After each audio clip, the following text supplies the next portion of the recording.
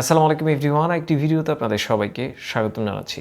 আমরা যখন নতুন একটি পাসপোর্ট করতে চাই অথবা অন্য কোনো কাজের জন্য আগাই, দেখা যায় আমাদের ভোটার আইডি কার্ডে পিতামাতার যে নামটা রয়েছে, পিতামাতার ভোটার আইডি কার্ডে তাদের নামের জায়গায় দেখা যায় আংশিক অথবা বড় ধরনের গরমিল থাকে। তো সেই ক্ষেত্রে আপনি যদি একটি পাসপোর্টের জন্য আবেদন করতে চান অথবা অন্য কোনো কাজ করতে চান, কিভাবে কি করবেন? তো প্রথমে আমরা পাসপোর্টের বিষয়টা আগে জেনে নিই।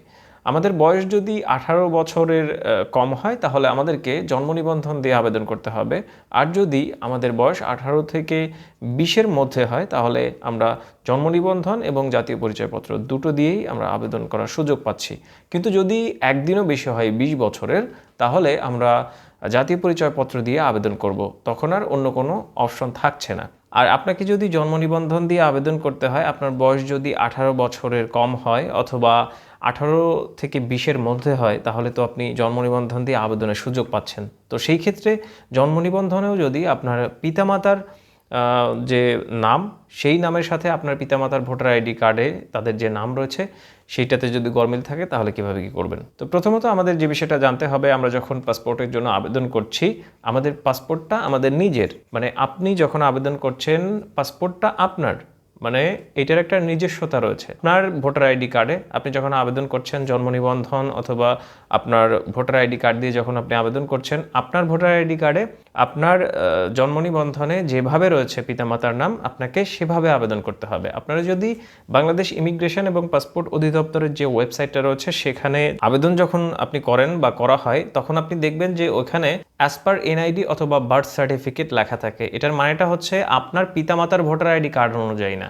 মানে হচ্ছে আপনার ভোটার আইডি কার্ড অথবা আপনার জন্ম নিবন্ধনে যেভাবে আছে পিতামাতার নাম, আপনাকে সেভাবে লিখতে হবে। মানে নাম দিতে হবে, তারপর হচ্ছে ন্যাশনালিটি, তারপর হচ্ছে প্রফেশন, এগুলোকে সিলেক্ট করে দিতে হবে। আর পিতামাতার ভোটার আইডি কার্ডের যে নাম্বারটা, এটা কিন্তু অপশনাল। আপনার যদি দেওয়ার প্রয়োজন মনে করেন তাহলে দেবেন, যদি না দিতে চান তাহলে কোনো সমস্যা নেই। এখন আপনি এখানে একটি প্রশ্ন করতে পারেন যে ভাইয়া, আমার ভোটার আইডি কার্ডে আমার পিতার নাম যেরকম, তার ভোটার আইডি কার্ডে তার নামের অনেক গরমিল রয়েছে, মানে ব্যাপক গরমিল রয়েছে, অথবা মায়ের নামের ক্ষেত্রে ব্যাপক গরমিল রয়েছে। তাহলে সেই ক্ষেত্রে আমি কিভাবে কি করতে পারি?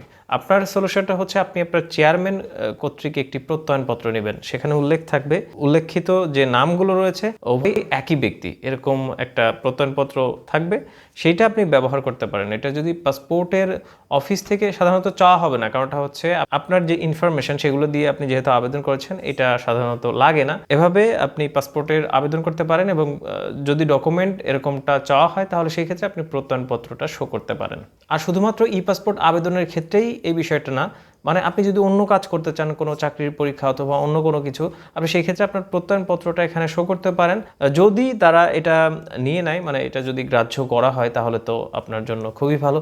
আর যদি না হয় তাহলে আপনাকে অন্য ওয়েতে চেষ্টা করতে হবে। আবার অনেকেই বলতে পারেন যে ভাই, আমার সার্টিফিকেটের সাথেও মিল নেই। তাহলে সেই ক্ষেত্রে আপনার যদি পাসপোর্টের আবেদন করেন তাহলে সার্টিফিকেটটা এখানে কোনো ম্যান্ডেটরি না, মানে সার্টিফিকেটটা আপনার লাগবে না। সেই ক্ষেত্রে এটা ভাববার কোনো বিষয় না। তো দর্শক, আশা করছি আপনারা বুঝতে পেরেছেন।